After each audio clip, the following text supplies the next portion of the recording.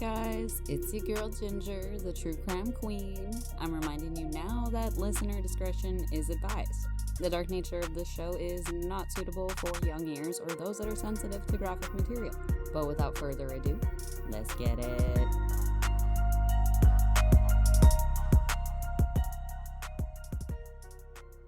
Well, hi there, you guys. Welcome back. I know I've been gone for a while, but I decided to come out of my weird little hiatus thing to tell you about a case that's become really, really important to me. It might possibly be the most important case I have covered yet, and I'm sincerely hoping that by telling this story today and more people learning about it, hopefully other big podcasts will start telling the story, and ideally, we could get some justice for Jorden Marie Simms and her family. This episode's case is honestly pretty triggering, especially for anyone in the Me Too movement, as we're going to be discussing multiple instances of sexual assault allegations that unfortunately involve both men and women who had previously taken an oath to serve and protect. So this is a pretty upsetting case all around, to be honest. I do urge you, though, to stay with me through the whole episode. It's really important that Jordan's story be understood, and she deserves the truth to be told. So, let's get right freaking to it. The abso-freaking-lutely beautiful Jorden Marie Simms was born on October 8th of 1991 at the Mount Graham Hospital in Safford, Arizona.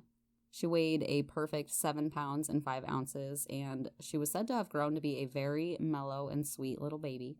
And thank God, too, because Jordan's mom, Deborah, was hella going through it in the middle of a divorce just like 6 months after little Jordy was born. And Deborah didn't just have Jordan, she was also raising a toddler, Jordan's older sister, Ashley. You can imagine how stressful a divorce with 2 babies probably is. After the divorce, though, Deborah had to move the girls all around Southeast Arizona for work during their younger years, but did thankfully get some extra time to help coach Jordan for her elementary school soccer team. As a child, Jordan was described as normally quiet and somewhat shy, like around strangers, but to her family, she was the jokester. She pulled all the pranks, she was goofy, she would be the one to pop out and scare you, she would be the one to have you just busting up. And Jordan was also described as having just one of those contagious laughs that keep everyone rolling after it starts. Her older sister Ashley was actually telling me about this one time when they were both lucky enough to be pregnant around the same time. And goofing around together one day, Jordan actually did a belly flop right onto her mom's couch ottoman because she literally spaced out that she was pregnant. And no worries, the baby was completely fine. But it just had Jordan and Ashley rolling until their sides ached because Jordan couldn't believe she just did that. And I don't know this family, yet I can picture this entire scenario with one of my own best friends, honestly. If you know me, you know that I did not look pregnant until I was literally about to give birth. Back to their childhood, though. The girl's mom, Deborah, did end up getting together with a former high school boyfriend and eventually got married to him. This man went as far as adopting both Jordan and Ashley as his own, which sounds great, but he also ended up being incredibly abusive to their mother, Deborah, which is not easy to live with or see when you're growing up, I'm sure. Deborah was eventually able to leave this relationship, thankfully, and ended up going back to work full-time when the girls hit about middle school age and they could start staying at home alone. At one point, big sister Ashley actually started taking initiative and would begin making those banquet home-style bake meal kits. If you remember them from the early 2000s, it was in a big red box and you could the whole kit was there and you could just make dinner in one box. It was kind of neat. Anyways, Ashley started making dinner for Jordan and their mom, Deborah, so she wouldn't have to make dinner after a long day of work, which is honestly the sweetest thing I've ever heard. I wish I would have had the presence of mind or been that thoughtful to my own hardworking single mom, honestly. Girlie's shitting all over me. A little later down the road, Deborah found herself in another relationship, also pretty abusive, but this time, unfortunately, the abuse had tragically extended down to Jordan, and I'm not talking physical abuse, we're talking sexual abuse, which is sadly something that her own mom didn't even find out until after a divorce and years down the road. So sadly, we know now that Jordan was incurring all that trauma pretty much alone. And Jorden attended high school in Morenci, Arizona, and at one point she had even expressed interest in going into law enforcement as a possible career choice in her future, which makes this story just the tiniest bit more sad when you think about it. But instead of law enforcement, Jorden was given the amazing opportunity to be a mother, just at the young age of 18. Which thankfully, her own loving mother, Deborah, was more than willing to help support and love and accept this grandbaby into their lives. Jorden did end up dropping out of high school and later attempted to get her GED, though eventually began running into some health problems not long after giving birth to her first baby girl. Jorden ended up being diagnosed with both rheumatoid arthritis, which is an autoimmune disease that causes joint pain and damage throughout your entire body, as well as a second autoimmune disease known as lupus, which is where your body's immune system attacks its own tissues and organs. So she's fighting like 2 uphill battles there. And she was diagnosed with both of these at a pretty young age. I think it was 23. And by the birth of her second child, Jorden's doctors decided to put her onto oxycodone for her pain management. Being that oxy is extremely addictive, her mom Deborah obviously became worried about Jorden being prescribed oxy, though she was assured by Jorden's doctor that there was no need to worry as Jorden was only being issued a low dose of Oxycontin.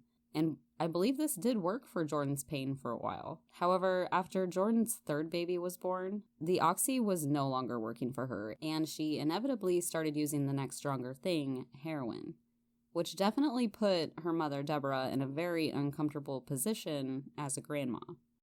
Keep in mind, I think Jorden had 3 kids in a matter of 6 years, which is alone pretty tough on a woman's body. I can testify to that. But to add rheumatoid arthritis, lupus, and an accelerating opiate tolerance / addiction, all while trying to be a good mom, like, oh my God. Her mom, Deborah, explained to me too that the use of alcohol for Jorden was actually more of a rarity because alcohol would tend to trigger something in Jorden's past abuse and spike her depression really bad. So she really avoided alcohol for the most part. Except for this one time, though, when Ashley told me that her and Jorden were hanging out by the pool one day and Ashley had made mudslides, which Jorden had never tried before. So when she tried it, she ended up liking it so much that she stole the whole blender and wouldn't share anymore with Ashley.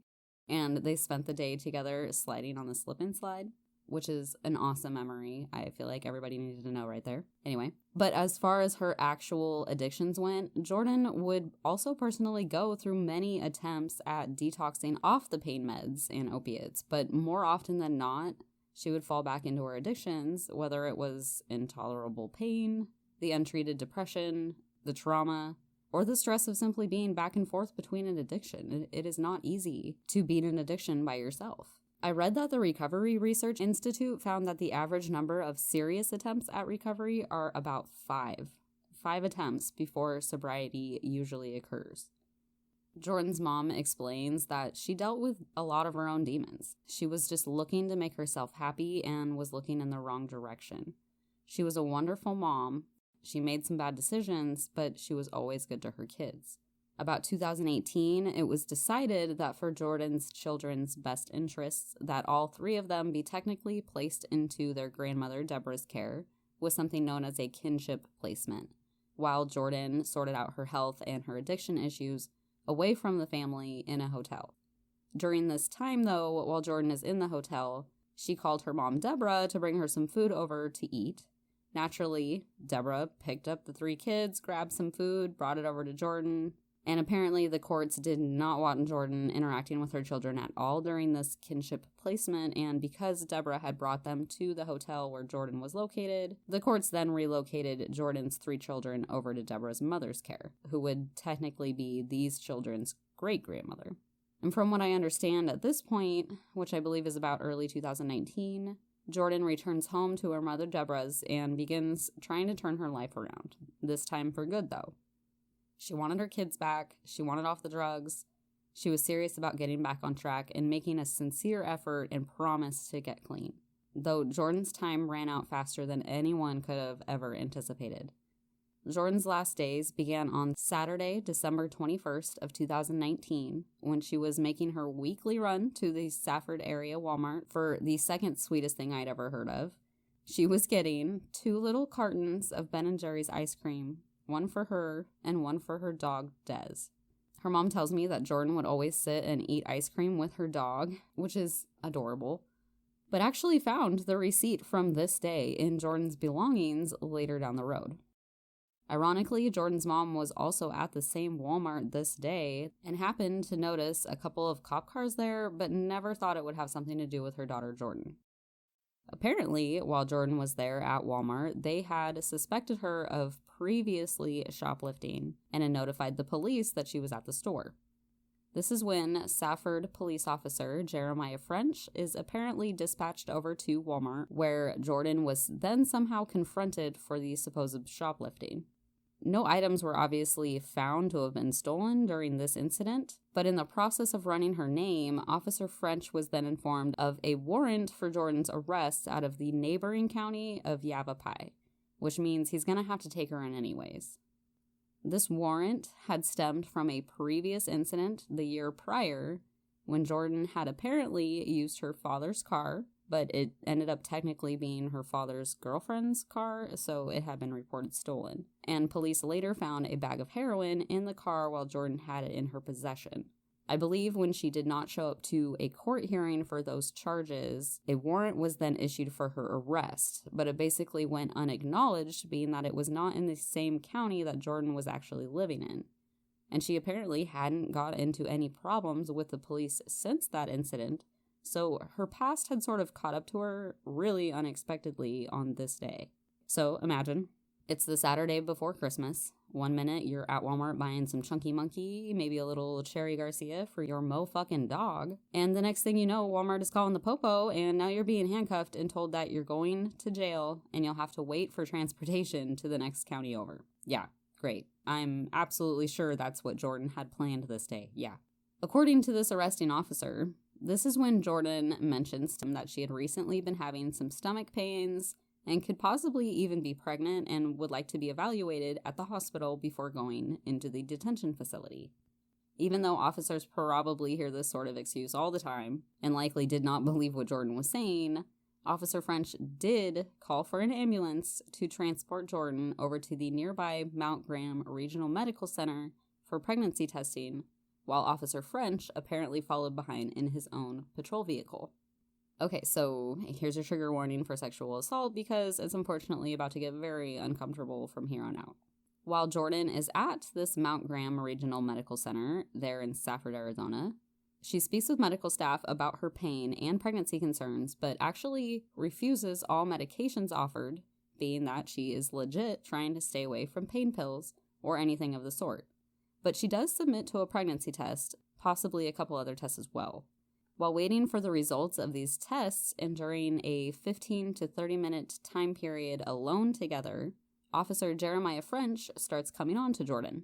According to her mom, this was not the first time Jorden and Jeremiah had interacted, and apparently even her friends had witnessed him propositioning her in the past. Jorden isn't interested in Officer French though, but regardless, he begins scooting closer to her, then apparently has the audacity to stick his disgusting, dirty hands up Jordan's shirt, then down her pants, and all up into her goodies. All while she's in police handcuffs and completely non-consensual. And wouldn't you know it, naturally, when this is all happening to Jorden, of course, the officer's body cam just so conveniently happens to be turned off because, according to his police report, he, quote, didn't want to violate any HIPAA laws within the hospital, end quote. Ladies and gentlemen, this is exactly fucking why police body cams exist. From a predator's perspective, this would be the best time to victimize someone in Jordan's position. She's alone, with a person of authority, she's vulnerable, and there is nothing in this situation to disprove her claims. She obviously has a bit of criminal history, and that never gives anyone any credibility. And unfortunately, because of the lack of body camera footage, the only evidence to prove anything did or didn't happen would have to be DNA of hers on his fingers, or possibly some of skin cells he left inside her. Otherwise, it's sort of just his word against hers. Jorden clarified that this was technically only digital penetration within her vagina, to be graphically specific. And if you consider the officer's circumstances, all he would have to do is wash his hands or put on some hand sanitizer to ruin any possible evidence of her on him. But we can't forget that he also has no proof that this didn't happen because of the lack of body camera footage. It kind of works both ways, I guess. Again, if you can for 1 second imagine that you've just been surprise arrested for whatever frickin' reason, and now you've been absolutely violated by a police officer that has arrested you, and now you're being told and expected to get in the back of this asshole's police vehicle where you're even more vulnerable and confined with your abuser for transport to jail. Like, is that not one of everyone's worst nightmare scenarios, honestly? Man or woman? Like, who do you call if you're already with the fucking police, you know? If I was Jorden, I would also not want to be anywhere near this officer. However, it's not like you have much of a choice in the matter, and she's taken over to the Graham County Detention Center regardless, after her pregnancy test had returned with a negative. And honestly, this must have been a pretty triggering and desperate time for Jorden, as the next thing we know for sure is that she is seen running on jail security camera from Officer French while they are in the bay area of the detention center. While French is grabbing something from the inside of his vehicle, a handcuffed Jorden can be seen standing near, then suddenly making a run for it from eventually 2 officers just outside the Graham County Detention Center at 4:52 p.m. And the footage also seems to show us that Jorden doesn't look like she's wearing any pants for some reason. I suppose they could be like skin-colored pants, but something is weird about her outfit. I'm fairly sure she did not walk into Walmart that way. Anyways, Jorden is eventually tackled to the pavement. Ouch. Especially if she wasn't wearing pants, if you think about it. And she was walked back to the detention center, still wearing what seems to be only underwear, handcuffs, and just like a black and white checkered shirt from what the camera can show. I've saved all these links of the video footage that I'm referring to, and I'll put them in the episode description sources if you want to check them out for yourself. For whatever reason, Jordan's actual booking photo was then taken almost an entire 12 hours after we see her running in the bay. It was taken in the early morning hours of December 22nd at 3:55 a.m. It's like she must have sat in intake that whole time or something. And in return for her attempt to escape Officer French's custody upon their arrival to the jail, Jorden is now, finger quotes here, red tagged, and she's considered to be evasive and possibly suicidal. Apparently, throughout the chaos of it all and the struggle with Officer French, Jorden had mentioned at some point that she wanted to die. But then again, how would you feel if you felt this unsafe and helpless? So, she's red tagged and she will be held in solitary confinement. Her clothes will be taken and she will only be given access to an anti-self-harming smock. It's like an anti-suicide smock, and a blanket, all within a padded cell. She can be seen on jail security footage on the early morning of December 22nd wearing this suicide smock and covering herself with the blanket. December 23rd, 2 days after her arrest, would be the first time that Jorden is allowed to make a phone call, and she does so to her mother, Deborah, of course, who at that point hadn't seen Jorden for 3 days and was really worried she had relapsed. However, the sobering phone call from jail probably wasn't much more comforting, especially after what Jorden had to tell her. And being a mother, having to listen to your child at any age say that they were not only arrested the day before last, but that the arresting officer that you've had previous issues with had actually sexually assaulted you on top of it, is probably one of the worst things this mother could have heard. Jordan's mom, Deborah, didn't even want to believe what she was hearing, considering the depth of, fuckery of what that situation actually entails. But when she hears the way that Jorden is speaking to her, a good mom can hear the truth in your pain, and she did. It's almost evident in the way that Jorden can be seen on Jailhouse recording, practically begging her mom to get her out of jail. Mommy, please listen to me. Please listen to me. Please listen to me. Please, I need you right now more than ever. So Jorden is pleading her mother, Deborah, to bail her out of jail, feeling as though something worse is going to happen to her while she's there. Unfortunately, her bail hadn't yet been decided, and either way, bail isn't going to be an easy thing to afford, especially being so close to Christmas. In the meantime, Deborah urged her daughter to report the assault to the officers there at the jail at the very least. When Jorden is finally able to, she does officially report to the Graham County detention officers that she had been sexually assaulted by the arresting officer, Jeremiah French, prior to her arriving at the jail.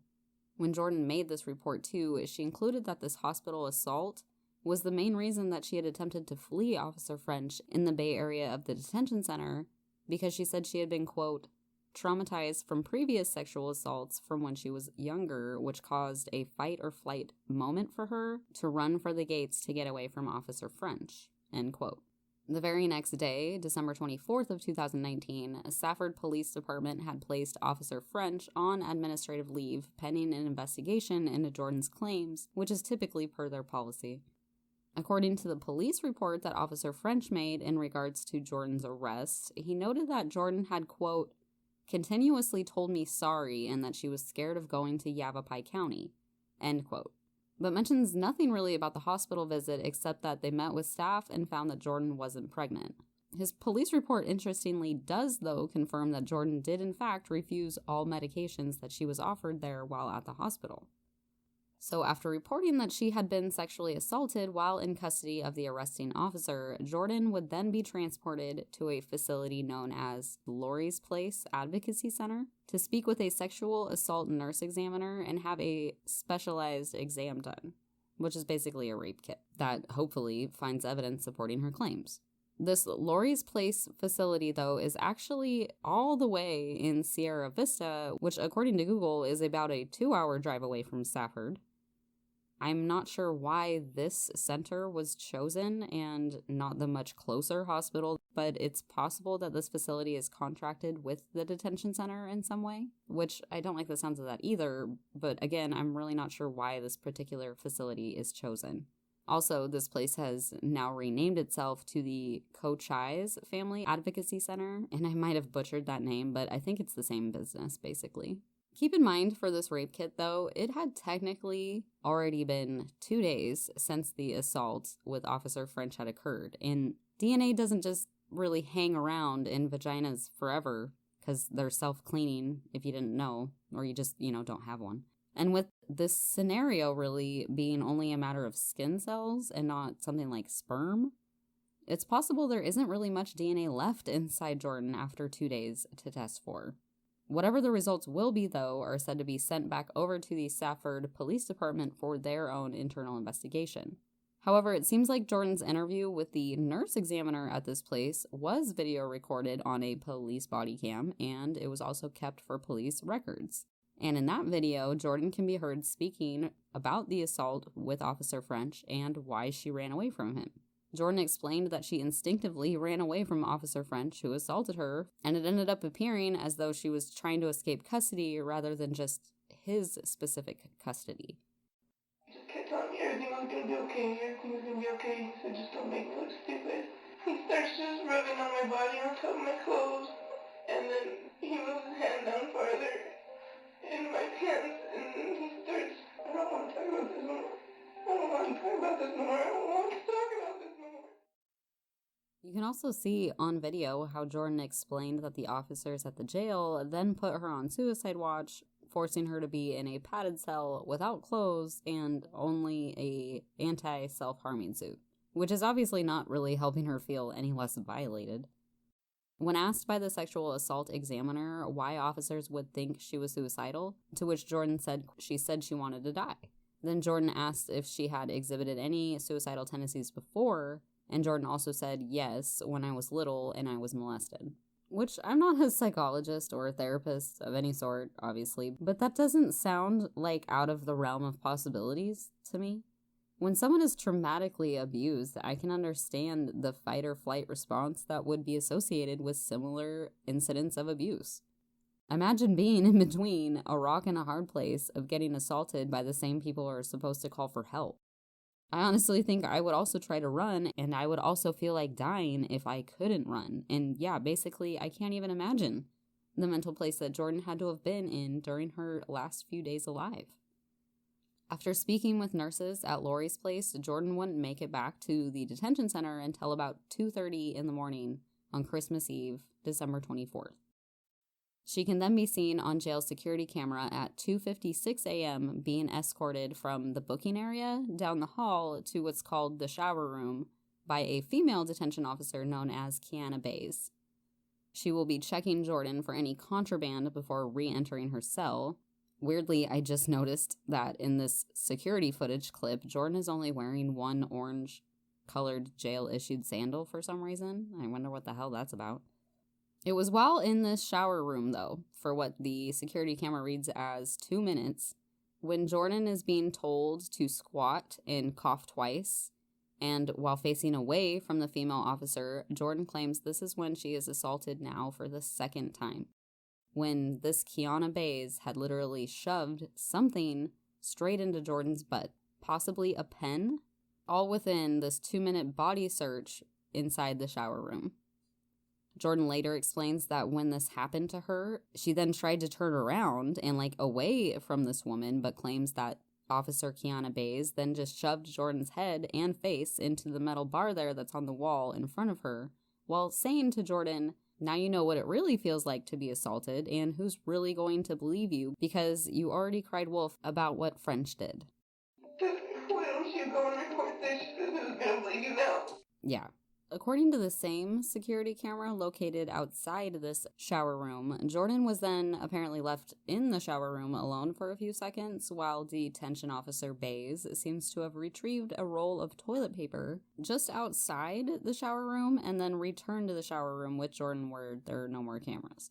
Footage does not show anything, obviously, in the detention officer's hands, but additional footage has been revealed to show this officer later handing what looks possibly like a pen to another nearby officer in exchange for the toilet paper just after her interaction with Jorden.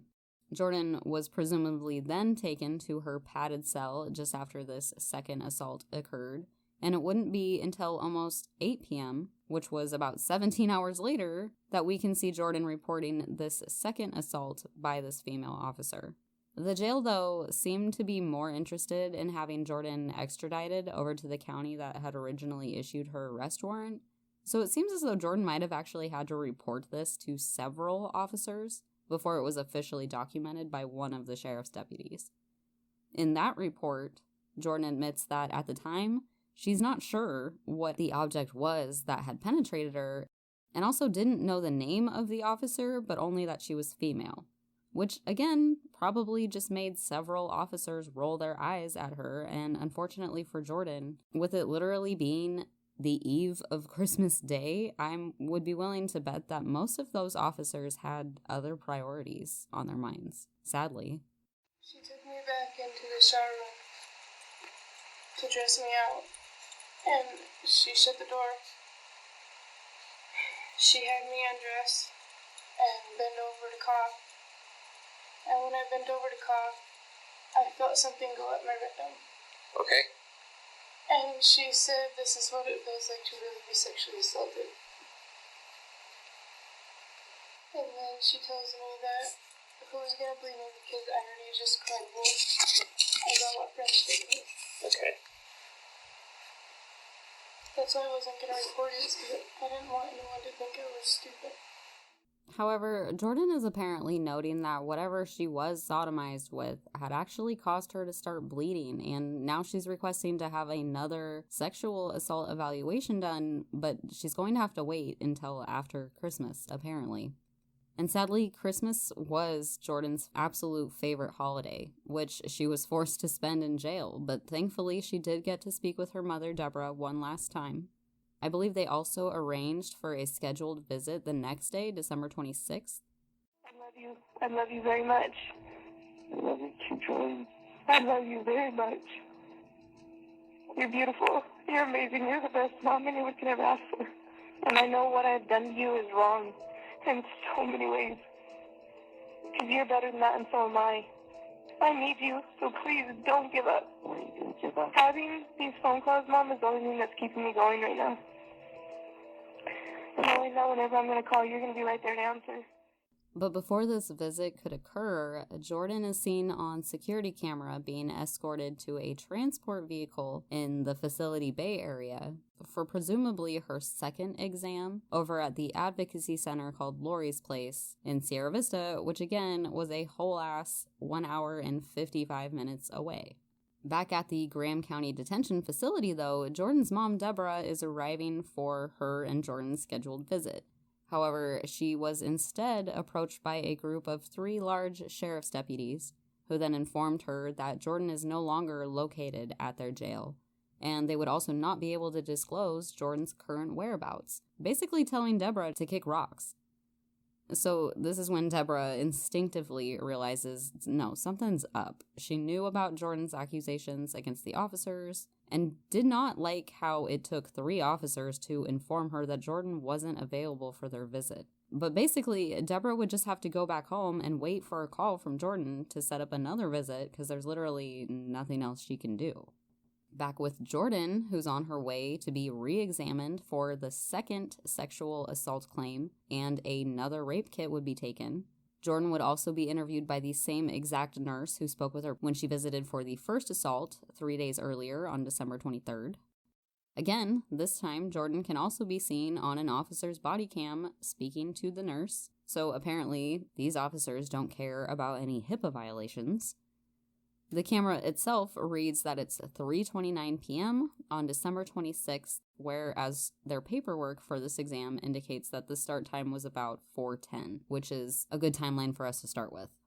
Jorden can be seen explaining to the sexual assault examiner that when she was first returned back to the jail after their first exam together, she was then vindictively sodomized by a female detention officer who escorted Jorden to the shower room.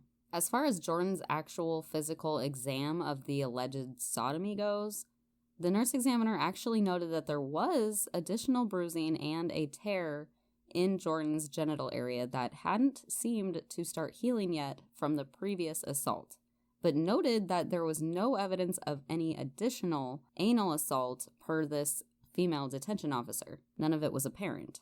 The report says, quote, "I didn't see any injury that was consistent with forcing an object into her rectum. There were no tears noticeable to me. If something was forcibly inserted into the rectum, there would be tears. I do not see any sign that would cause me to believe that she had been forcibly penetrated. I did notice possible new bruises on Simms' legs and a horizontal mark on her forehead." Which, to me, that seems to corroborate at least some of what Jorden is claiming then, honestly. But because Jordan's original bruising did seem worse than when she was previously seen, and Jorden was complaining of lower back and rectal pain, plus bleeding, this nurse examiner had recommended that Jorden be seen again back over at the hospital for additional testing. I believe a CT scan was requested on her lower back and pelvic area to make sure that nothing was actually inside of Jorden, given the context of her allegations. And from what I understand too, this nurse actually recommended that Jorden be seen at the nearby hospital there in Sierra Vista, which would have been located just 11 minutes down the road from where they're at. But before going back to the jail, and for whatever reason, the 2 detention officers transporting Jorden decided to head back towards Safford to the Mount Graham Regional Medical Facility, where Jorden had been assaulted the first time with arresting officer French. Yeah, sure, let's just further traumatize this girl more. Okay, yeah, sure, let's just put this girl on another 2-hour trip back home, further traumatizing her. Yeah. But while en route to the hospital for those additional tests, though, it's almost like a phenomenon happened. And this is going to be really hard to believe. But at 6:42 p.m., about 2 blocks away from their hospital destination, the 2 Graham County detention officers transporting Jorden claim that she had somehow, miraculously, managed to escape all of her restraints, which included a pair of handcuffs, a second pair of ankle cuffs, and a belly chain.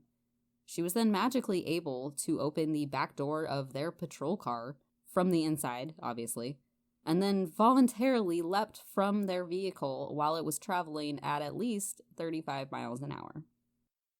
If you thought Jorden was okay after her miraculous escape from officers' custody and leaping from this car, you would be absolutely kidding yourself. Jordan's body fell hard and fast to the pavement below and was forcibly rolled a couple times by the back wheels of this car. She then lay there in the road, bleeding out, while two clearly incompetent detention officers slowly came to a complete stop down the street, and a whole ass 30 seconds later, the male officer hops out and runs back 20 yards to Jordan's body, just to witness her literally dying in the middle of 20th Avenue. And do you know how I know all this? There's not only body cam footage of this with the officers describing it themselves, but there's also a nearby business security camera recording the entire thing. Best believe the links are also available for your own viewing discretion, and I do warn you, those links are especially graphic. If things weren't bad enough, these officers also explained that they didn't even attempt to do CPR on Jorden, citing the obvious damage to her body already. Never mind, the hospital's literally within 2,000 feet of their location. Eventually, additional officers began arriving at the scene, and the two transporting deputies can be seen explaining that Jorden had just jumped out of the car and was then subsequently run over by the rear wheels of their vehicle. Like, what are you going to do? Listen for yourself. I was to the hospital and stuff, and all of a sudden the door opens. These doors aren't supposed to open on the inside. Jumped out the back. She what? Jumped out the back. Like, are you kidding me? Have you guys ever in your life heard of all those things happening in one case? How many episodes of Cops have you probably watched to know how many fucking stars had to line up for Jorden to have all those restraint systems be faulty? And the backseat of the prisoner transport vehicle to be openable from the inside of the car? Like, David Blaine would be losing his freaking mind right now. Even other officers that arrived are absolutely mind blown at how something like this could have occurred. She jumped out the back. She what? She jumped out the back. Documents, because that doesn't make any sense. Documents, because that doesn't make any sense. The last couple of days, I guess, have gone to hell. There's allegations that Officer French... That body camera may have been turned off. Yeah, it's not making sense to me either. Eventually, Jordan's mother, Deborah, gets a phone call in regards to Jorden, but instead of being able to arrange another visitation, Deborah is being told that Jorden had been involved in an accident and was currently being flown from the hospital there in Safford over to Banner University Medical Center in Tucson, Arizona, which is also another 2 hours away from Safford. Can you imagine the absolute panic that Deborah had to suffer through on that 2-hour drive? And all to finally get there and find your beautiful daughter practically unrecognizable and lifeless in a hospital bed. Deborah was only then informed that the accident Jorden was in had caused her brain stem to be completely smashed. She was brain dead, and this was in addition to suffering through multiple broken bones in her skull, chest, arm, and legs. Of course, Jordan's family is at a loss for words, like she was in a car accident with the police. No, it's only at this point that their family was told that earlier in the day, Jorden had originally been transported to Sierra Vista for a second medical evaluation, and upon her return to Safford, she managed to escape her restraints, had jumped out of the car, and was subsequently run over by the rear wheels of the department's nearly 5,000-pound Ford Explorer, basically presenting it as an unintentional act of suicide through desperation to escape from officers' custody for a second time. The officers put it all onto Jorden, and now her mom is being faced with the decision to take her daughter off life support, as there's really nothing more that can be done to save Jorden. This ended her life. Learning the family would have to say their final goodbyes is absolutely shocking. Jordan's aunt would end up posting to her personal Facebook about Jordan's recent situation, her allegations, her terrible condition, and very bluntly began raising some concerns with the convenience of Jordan's so-called accident. And this post pretty much went viral. It now has over 20,000 shares. Within hours, it's now early morning December 28th, and Deborah had made the tough decision of allowing her daughter to rest in peace. Jordan's family was told at the very least that some of Jordan's organs would be donated to other patients in need, ultimately making the best of the tragedy that had become them.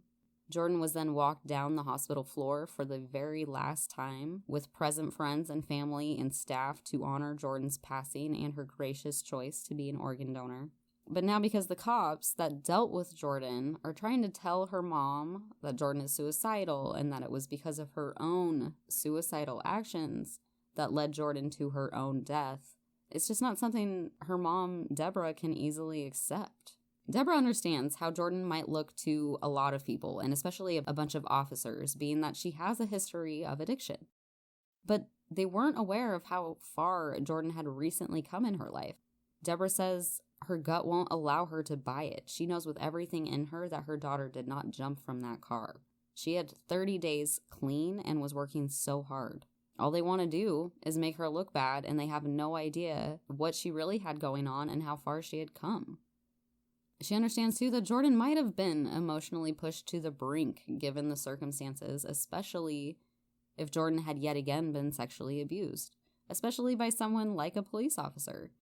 But Deborah knows with everything in her that Jorden did not willingly jump from this police car and was not suicidal. Deborah absolutely feels like this was all to shut Jorden up. She says, quote, "I believe she was beat up, and I'm going off of this from what I saw on my daughter's body when I arrived at the hospital. I believe she was pushed out of that vehicle. I honest to God do. I feel like they did a body dump trying to make sure Jorden, because she ratted out a cop, and they were going to make sure that she kept quiet about it. They silenced my daughter. They wanted to make sure she never came forward, and I cannot let them get away with murder. That's how I feel."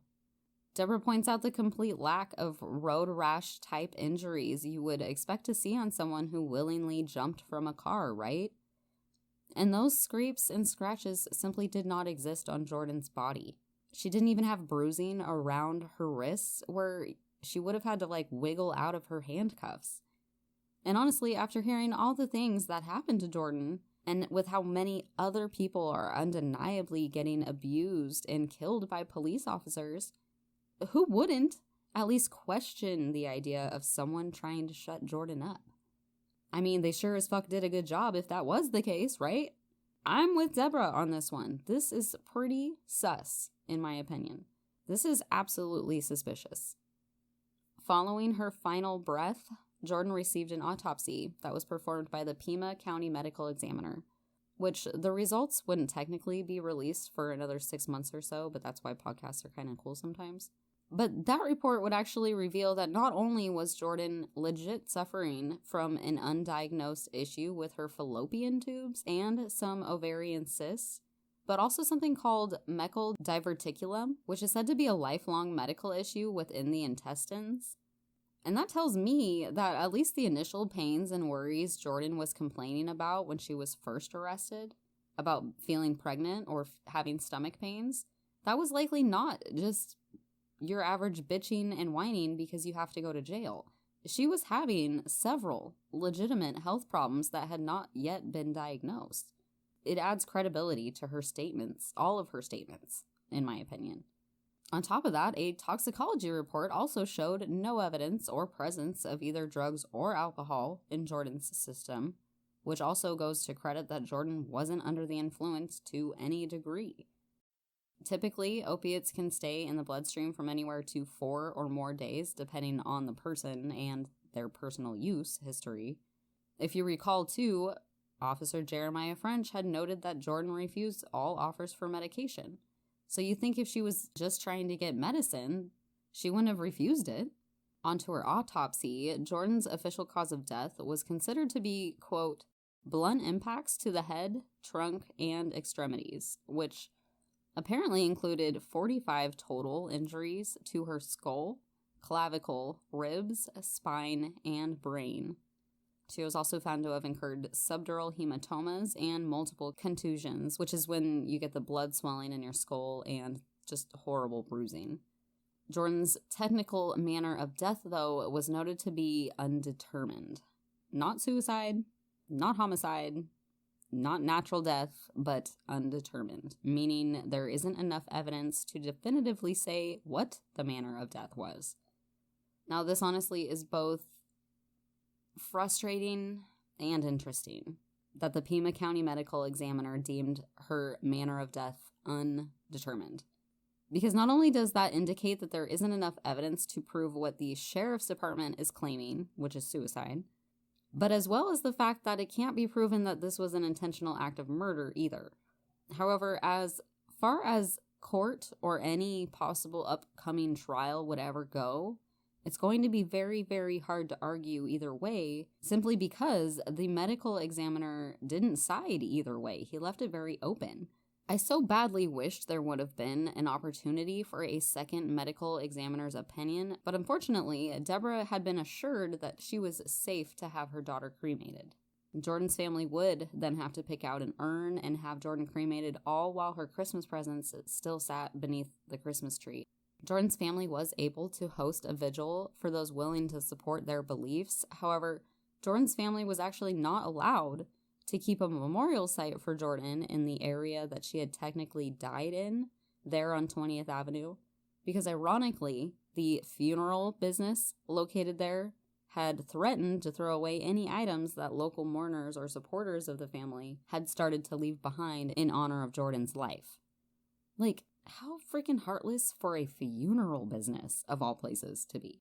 In the meantime, the Graham County Sheriff's Department will then become publicly adamant that their deputies did nothing wrong concerning Jordan's in-custody death, but that they were absolutely taking Jordan's accusations of sexual assault very seriously, insinuating that they would also be doing an investigation. In regards to Jordan's death specifically, Graham County Sheriff Allred tells the local newspaper, quote, "I wish it hadn't happened, but when somebody is bound and determined to do things, most of the time they find a way to get it done.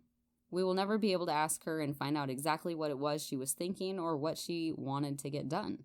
A lot of people can speculate, including ourselves, but until we find some other type of evidentiary stuff, we won't know." End quote. Really, Sheriff Allred? Real quick, did you do your training in Manitowoc County by chance? Because I'm going to be pointing out a lot of evidentiary type of stuff here in a bit, But because the assault allegations being made online and Jordan's death now making headline news, the state of Arizona Department of Public Safety would also be pressured to begin an internal investigation into Jordan's multiple sexual assault claims and, of course, very convenient subsequent in-custody death. But only 3 months later, in March of 2020, the Department of Public Safety announced that they also found no wrongdoing on the part of any officers alleged to be involved with Jorden Marie Simms, and that there would be absolutely no charges pressed against any officers in her case. Apparently, through hundreds of hours of interviews, recorded conversations between Jorden and her mom, officer reports, and surveillance reviewing, the Arizona Department of Public Services simply cannot find enough evidence to substantiate Jordan's claims of sexual assault, and that it seems Jorden died as the officers had described. I mean, I call bullshit, because listen to this. The internal investigation had revealed that the first rape kit sample results that were taken from Jordan's genital area at Lori's place were confirmed to be that of a male, but they were considered inconclusive because there wasn't enough of the male DNA to test with Officer French's. Now, hold your anger for just a minute, because honestly, it gets so much worse. And personally, the bigger issue I have is, number one, in that scenario, she's locked in a hospital room, in handcuffs, alone, with a male officer. And number two, there is no body cam footage, only specifically for the time that Jorden is claiming to have been sexually assaulted. That should not go against her and mean that there isn't enough evidence to substantiate her claims. That means that there should be some sort of resolution to whether or not that officer should or should not have turned off his body camera. On top of that, how would Jorden ever even know if the body cam was on or off at the time of her assault, which would have ultimately proved what really happened in that hospital room? If she was lying, it would have been easily disproven by the hypothetical body cam footage, but oops, there isn't any. Regarding the investigation into Jordan's second assault claims against Officer Kiana Bays, investigators found the female detention officer had previously written in a memo that basically all that happened during their interaction in that shower room was Jorden removed her clothes, she squatted down and coughed, but without being asked to, which is kind of weird to note, but okay. The memo then says that the officer left the shower room temporarily to grab some toilet paper from a hall closet and then returned to the shower room to give it to Jorden. There is nothing noted about any contact of any sort or anything out of the ordinary other than Jorden coughing without being asked. But like, of course, right? Like, why would the officer be like, and then I shoved a pen in her ass? Come on, that wouldn't be in the report. I thought we would never read that. It's not going to say anything about her being guilty, ever. The jailhouse surveillance footage, though, was reviewed and showed a handcuffed Jorden being led to the shower room by this female detention officer so that she can change out of her clothes. Both women enter the shower room at 2:58, leaving the view of the camera for about 2.5 minutes. You then see the detention officer come out of the shower at 3 a.m. on the dot. She walks down the hall a few feet, apparently exchanging something from her left shirt pocket to another officer, and then grabs some toilet paper, which she claims Jorden had requested. Within a few seconds, both the detention officer and Jorden are then seen walking out of the shower room to Jordan's padded cell. Jorden was now wearing the green anti-self-harming suit. The footage really isn't good enough to see what item the female officer pulled from her shirt was, but it would most likely seem to be a pen. It doesn't take long to shove a pen in someone's butt. They had a whole 2 minutes together, and that also probably isn't something that would cause very much physical trauma per se, more so psychological and emotional and mental, since this would have been some sort of fucked up power move, honestly. In my opinion, a pen would also probably be small enough to conceal and seem relatively normal to have on your person in this particular area of the jail. However, nothing can be proven because of the lack of video evidence and physical evidence. That does not mean it couldn't have happened, though. And on top of that, there was physical evidence noted of the bruise on Jordan's forehead, per the sexual assault nurse, who saw Jorden before and after this second assault. More credibility. Next, the second rape kit results reveal there was a, quote, low level of male DNA located on the anal swabs taken from Jorden. But because Jorden had reported that it was a female officer as the one to sodomize her, and the previously reported male officer only had contact with her vagina, according to Jorden, the male DNA found in her anal area was then treated as irrelevant, basically. The report says, quote, inconclusive DNA results indicate that insufficient information exists to support any conclusion. So, because there was male DNA, but not enough to form a profile, and unfortunately this other DNA was found in her butt and not her vagina, and since Jorden said the male officer only touched her vagina, the DNA in her butt is just not their problem. Okay then, because she'd only been in jail for the last 4 days, right? She's just got male DNA everywhere, but not enough to support anything? What? Are you kidding me? As far as Jordan's in-custody death goes, investigations cited Jorden had allegedly mentioned several times that she wanted to die while in the presence of several different officers. So they red tagged her, switched her clothing, gave her an anti-self-harm smock, and stuck her in a padded cell. Officers reported that at one point Jorden had even tried to strangle herself using this issued anti-suicide smock, but obviously that didn't and probably wouldn't ever work.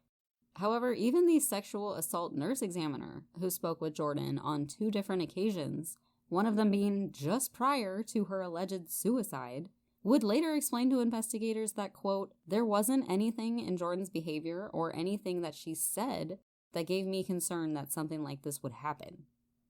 Which to me, again, sounds like she agrees Jorden did not seem suicidal in the moments before leaving the advocacy center. That coincides with Jordan's mother's beliefs that she willingly didn't leap from that vehicle.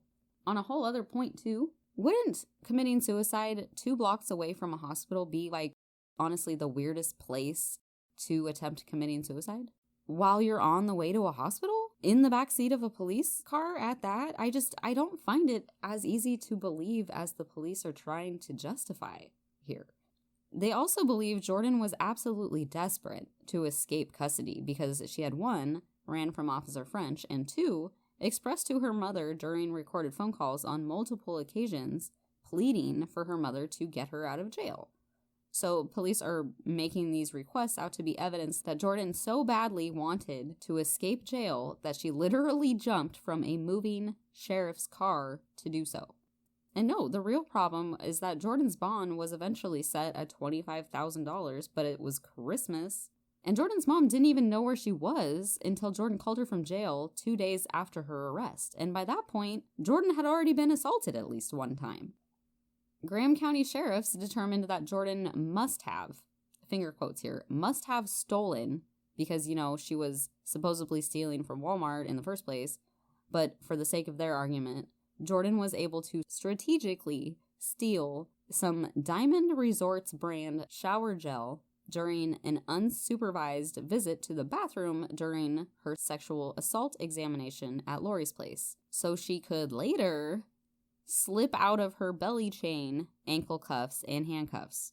They believe she planned on stealing some type of lubricant the entire time. Like, did Jorden just get lucky that the bathroom had some sort of slippery lubricant that could explain her being able to slip from 3 different sets of handcuffs? Like she had this all planned out before she arrived? Really? I mean, I honestly wonder if there was even evidence of the presence of shower gel on her handcuffs or her body. And it was actually the examiner that requested Jorden be taken to the hospital nearby there in Sierra Vista. However, for whatever reason, the deputies decided to drive back the 2 hours to Graham County instead.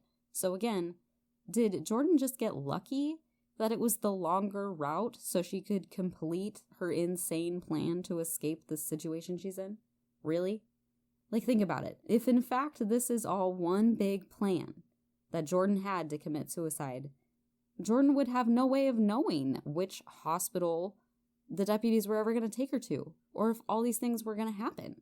The investigation also found that the particular transport vehicle that was being used this day, of all days, was actually a borrowed transport vehicle, and not the regular ride either one of the officers would normally drive, as theirs was said to be in the repair shop for a check engine light. They then conveniently found that the driver's side back of this borrowed transport vehicle was said to have interior backseat door handles, like any old regular car, with the child lock options inside the door frame, and not like a regular transport vehicle used for prisoners, apparently. This was a totally different car from what they're getting at. So again, was it just complete incompetence or Jordan's extremely good luck that neither one of these detention officers who are transporting Jorden absolutely and negligently failed to search her before allowing her to re-enter this transport vehicle? Really? They have one job. They have one job. And then the situation, of course, led to the findings that naturally the child lock option for the back seat of this vehicle were then found to be in the off position, but only on the side that Jorden happened to be sitting on. I mean, personally, I think Jorden is the unluckiest person I think I might have ever heard of, given the realities of this case. But yet again, if she planned this whole thing out, is she really so lucky that the back door of this police vehicle's child lock mechanism was shockingly found to be in the off position? That too? The female detention officer transporting Jorden told investigators, quote, "She did not know the vehicle had child locks. In all her years, she had never had a police vehicle that had working child locks or had any child locks." And when they asked her if she remembered locking the back door of the patrol car, she replied, "No, I didn't physically do it." So then yet another amazing coincidence that neither one of these officers double-checked upon putting her in this vehicle that the door was locked. You're saying they don't know how doors work after all their years on the job, or driving for that matter? That's completely ridiculous. On top of that, the sheriff's department clarifies that they believe it was actually Jorden who must have been the one who switched the child lock option to off from the inside of the car. at some point prior to her jumping. I mean, come on. That would honestly be impossible. They say it's Jorden who flips the child lock on the police transport vehicle, but like, when? When would someone who's handcuffed and in ankle cuffs and presumably being escorted into the vehicle with upwards of 2 or 3 officers standing in plain sight, like how? How would she have ever done that? How would she have flipped the child lock to the off position? I could understand maybe if the officers were just like, yeah, go ahead, get inside by yourself. But being handcuffed and ankle cuffed and all, I really don't think so. And it's not like you can unlock the damn door after it's been shut already, right? It physically doesn't make sense. It's illogical. Like, do you really not know how a fucking door works? Really? And you guys are walking around with guns? Reports also mention at how one point Jorden had manipulatively and strategically requested that the 2 detention officers who were transporting her loosen her ankle restraints because they had apparently been applied too tight, to which these detention officers kindly obliged to, and they openly admit it. Is that also not some level of responsibility that we can put back on the cops, since that technically would have contributed to Jorden injuring herself while in their custody? No? Okay, hold on, I still have more.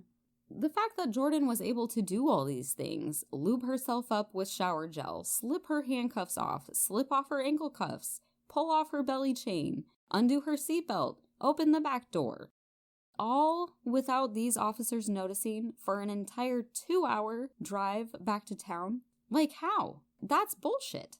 But they do explain, of course, that Jorden was, quote, unusually quiet and had only once requested for the heat to be turned up.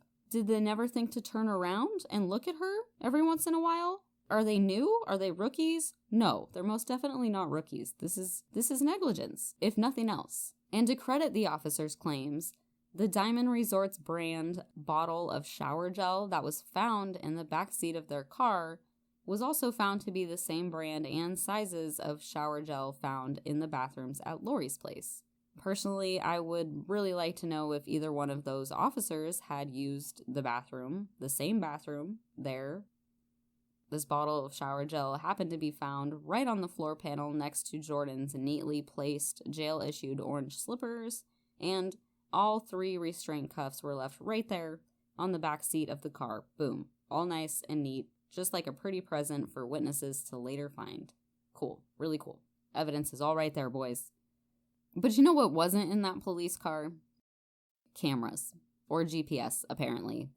We do not know if that vehicle stopped anywhere between Sierra Vista and Safford, and we do not know if these officers couldn't have beat the shit out of Jorden on the way back home, just to push her out 2 blocks before arriving at the hospital. We'll never know that, because there is no inside dash cams into this vehicle. Which is a shame. There should be internal cameras of some sort that would have allowed us to watch the incredible effort that Jorden must have gone through to squeeze out of all those restraints without either one of those officers noticing. There just seems to be nothing that could prove or deny any of the weird things about Jordan's case. And conveniently, the lack of footage only ends up favoring the sheriffs every single time.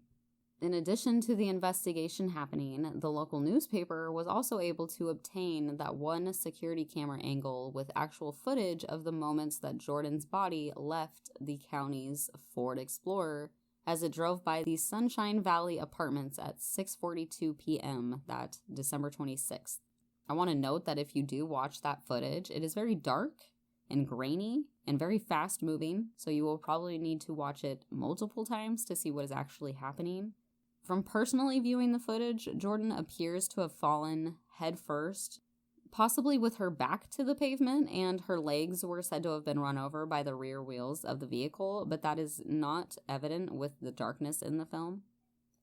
The impact and subsequent contact with the vehicle then seems to have dragged Jordan's body, forcing it to roll a few times in the direction that the car was headed. In my personal opinion, this does not appear to be like a tuck and roll type of situation from what I viewed. It's almost as if she was literally pushed out of the car with her back to the door and her legs were left in the up position, basically to fall out and drop into the line of contact with the moving wheels of the car. I mean, I watched several YouTube videos of people jumping out of all types of cars and at all types of seats. And believe me, YouTube has an abundance of amateur jackasses.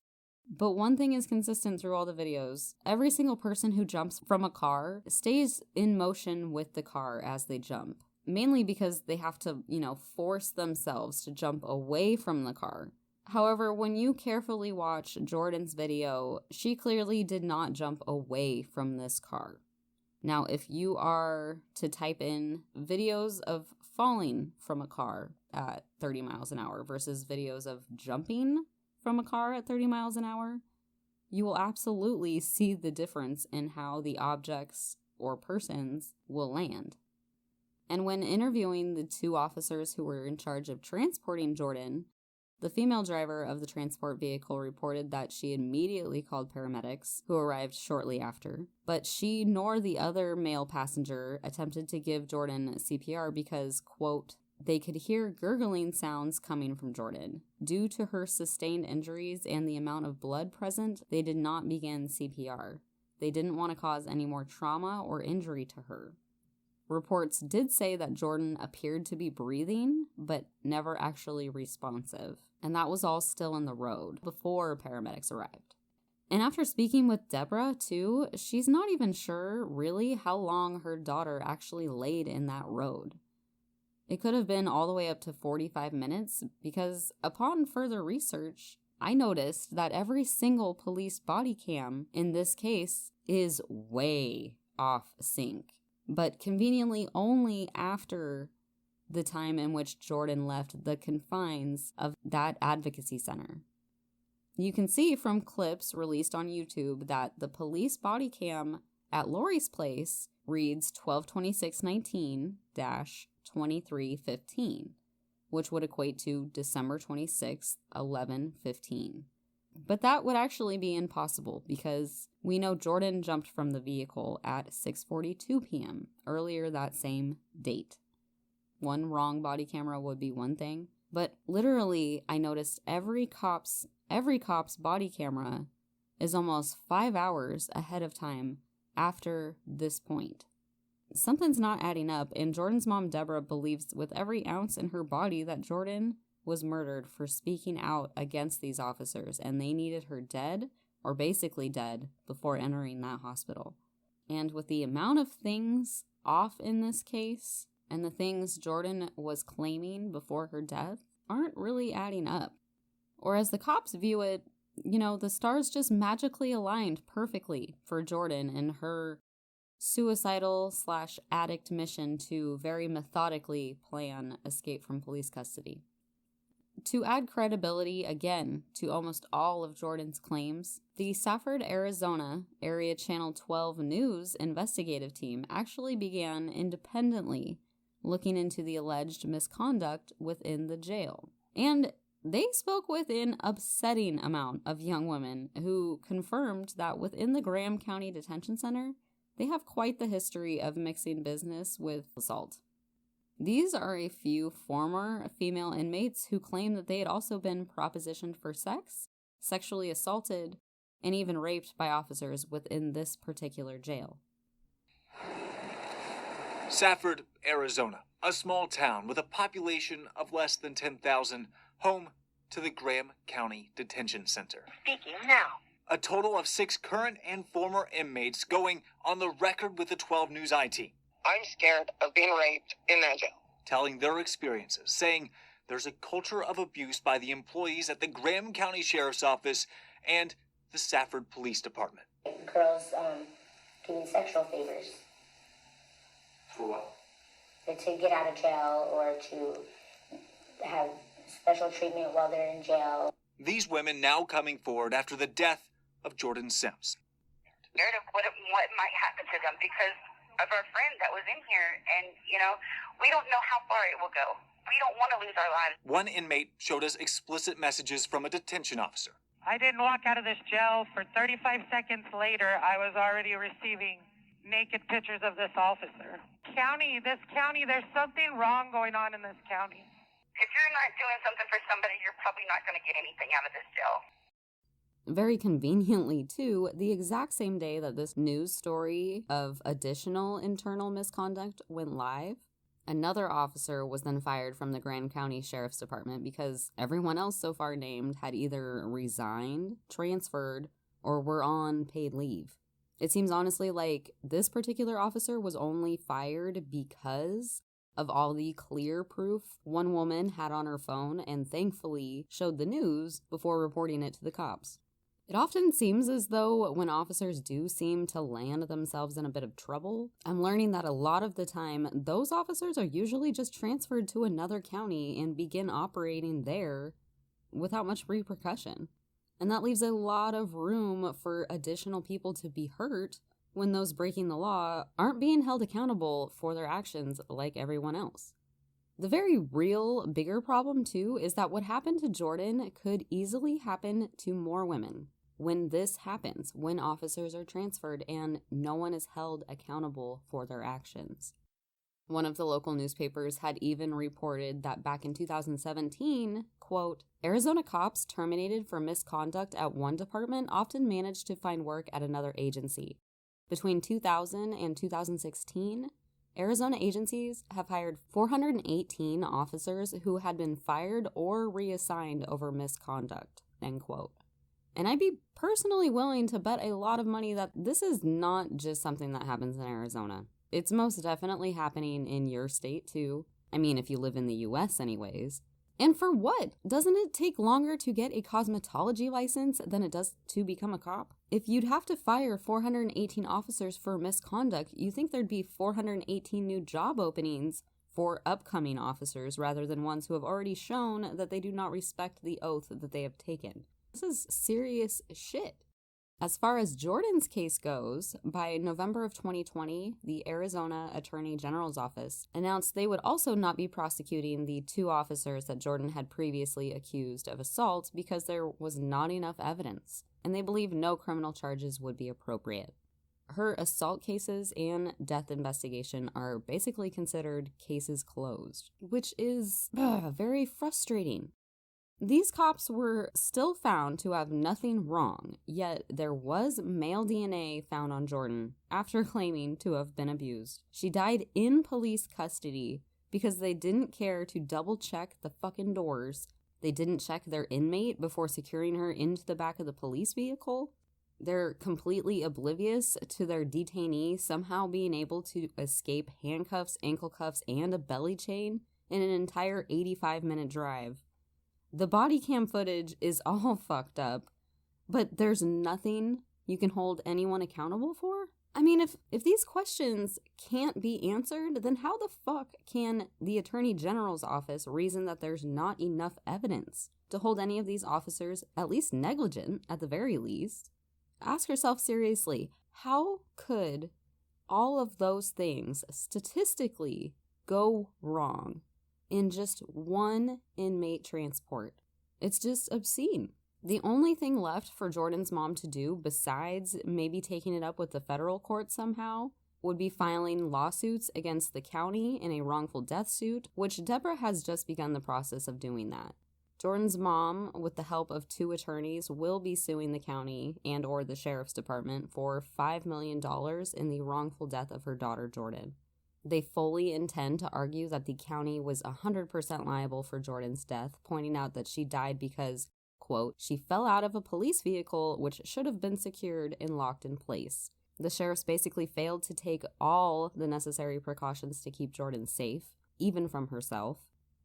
However, I would imagine that funding a legal battle like this one is not very cheap or easy to do when it's literally just her basically fighting for justice. And since speaking out too, the local law enforcement in Jorden's area has taken unnecessarily to targeting Jorden's mom, being that Safford is a pretty small town. A lot of her local supporters are also afraid of the repercussions that might result from speaking out against their local police, and this is wrong. We cannot keep saying, oh, it's not all cops that are bad, if our hypothetical good ones are also not standing up and speaking out. And it's not just Arizona, it's every single law enforcement entity in America.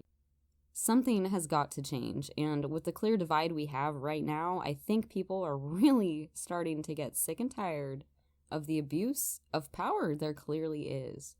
While researching for this case, I thankfully had that opportunity to speak with Jordan's older sister, Ashley, and I made sure to ask if there was anything she wanted to say directly to listeners about her sister, and she said, quote, "I just want people to put themselves in our places. My sister had a past, there is no doubt about that, but that doesn't make her any less human than the rest of us. Jordan was battling demons that no one knew about. I just want everyone to know that despite my sister's flaws and addiction, she was the most amazing sister, mother, and aunt to her niece and nephew. Jordan was the most caring, feisty person who never judged anyone and instead helped when others needed help. We now all have to live with this big chunk of our lives missing now because she is gone." At the same time, I also got to speak with Jordan's mother several times and have read or seen literally every single interview that she has publicly given.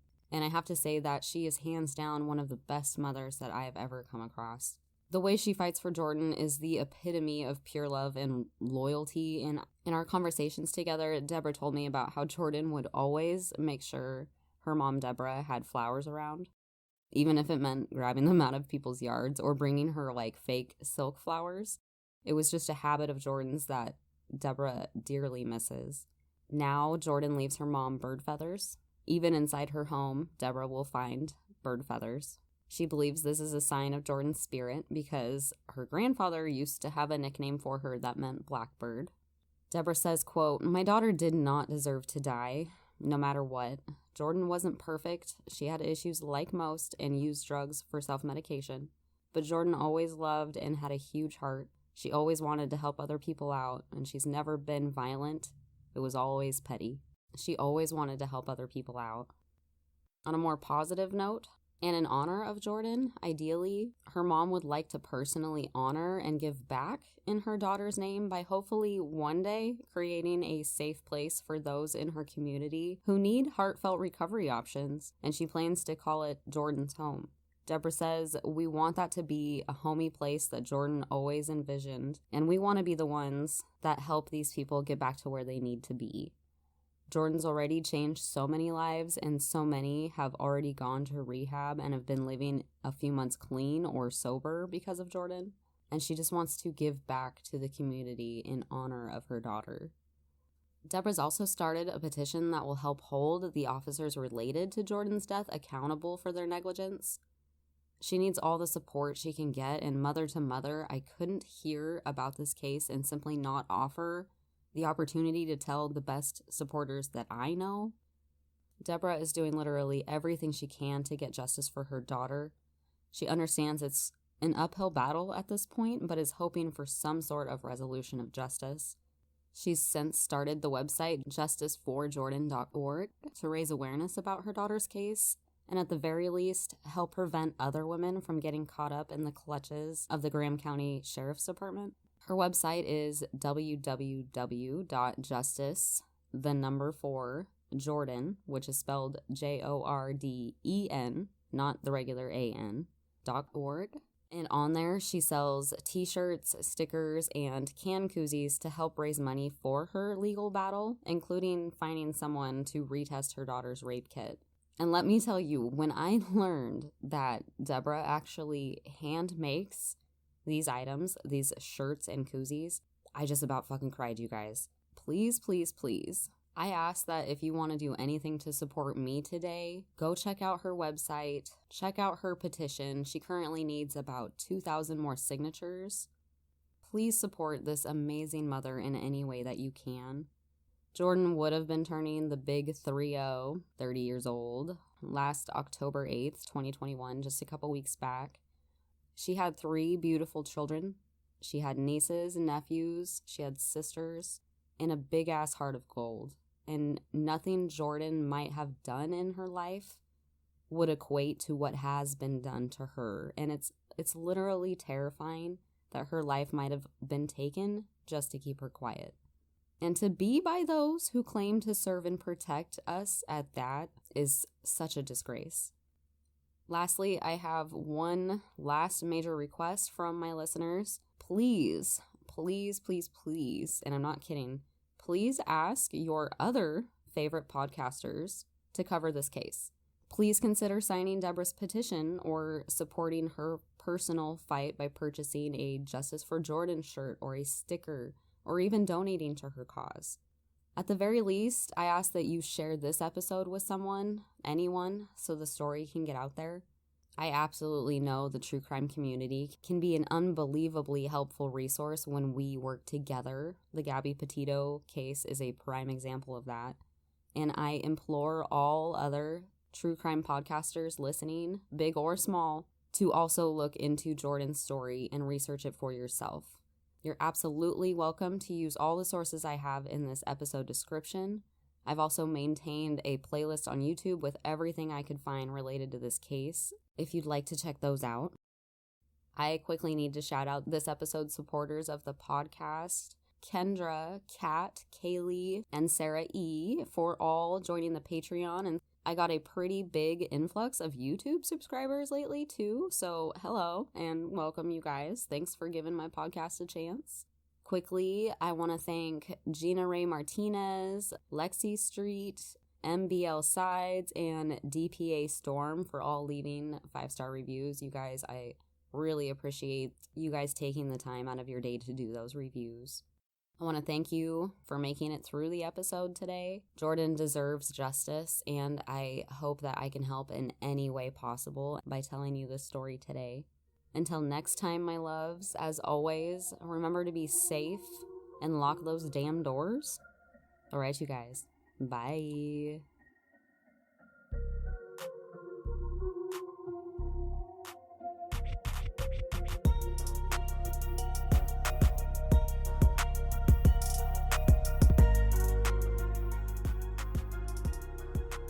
And that was the tea. I hope you guys enjoyed my rendition of the story, and if so, please tell all your creepy friends about it. You can find the sources I used for the episode in its description, and if you'd like to support the podcast, check out patreon.com/gingerthetruecrimequeen, where I keep all the extra bonus goodies.